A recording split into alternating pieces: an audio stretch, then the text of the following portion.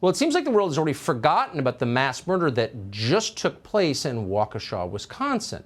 The Biden administration finally decided to pretend to notice. They sent the First Lady and the Second Gentleman down to pay their respects 2 weeks after the murders. So why have our leaders and our media been ignoring what happened in Waukesha right after the Kyle Rittenhouse verdict? Sean Duffy is a former congressman from the state of Wisconsin. He joins us tonight.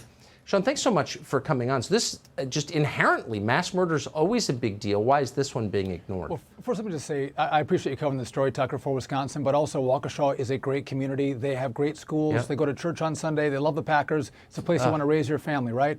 But I think you have to look at the facts of the case, right? So you have Waukesha. It's a mostly white, mostly Christian, Republican-leaning county. So they're the wrong race, wrong religion, wrong politics, number one. But number two, Darrell Brooks Jr., the defendant, he is black, he's anti-white, anti-Jew, anti-Trump, right? He gets in his SUV, drives it down a Christmas parade route, Tucker, and kills dancing grannies, and an 8-year-old boy injures 60 people. Exactly. And here's the problem with the story, is that he has a rap sheet 50 pages long, and he's out on $1,000 bail. And so the media looks at that and says, well, listen, we're supporting criminal justice reform and bail reform, and we've also said that all the white people, all the racists are like Kyle Rittenhouse, Trump supporters. Those are the racists. It can't be Darrell Brooks Jr. Here's a black man who hates white people, so we can't cover the story. They totally ice it out, and because they don't want to be confronted with these facts of good people being mowed down by a really bad man, and frankly, the guy who should have been locked up in jail or not released on bail. You know, I just can't think of a more precise or accurate way to describe it. I don't think you're reading that off a screen. I'm impressed by how concisely you put it. Look, I don't want to divide the country any more than it already is, particularly along color lines.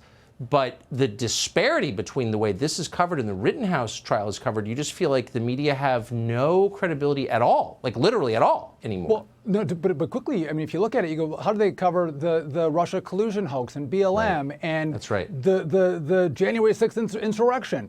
But they don't cover the Hunter Biden laptop story, and they don't cover this story, right? So they're just hacks, and you wonder why their ratings are so low or why people don't trust the media. It's because, I mean, they are, and you've mentioned this, it's an outlet for the Democrat Party, the radical wing of the liberals that they support, and that's the stories they tell. But you know what? I think people want to know this story. And frankly, we should know the story to decide, do we really want bail reform? Do we really want criminal justice reform? Exactly Is this a really good thing for America? What are the consequences of these policies on the American people?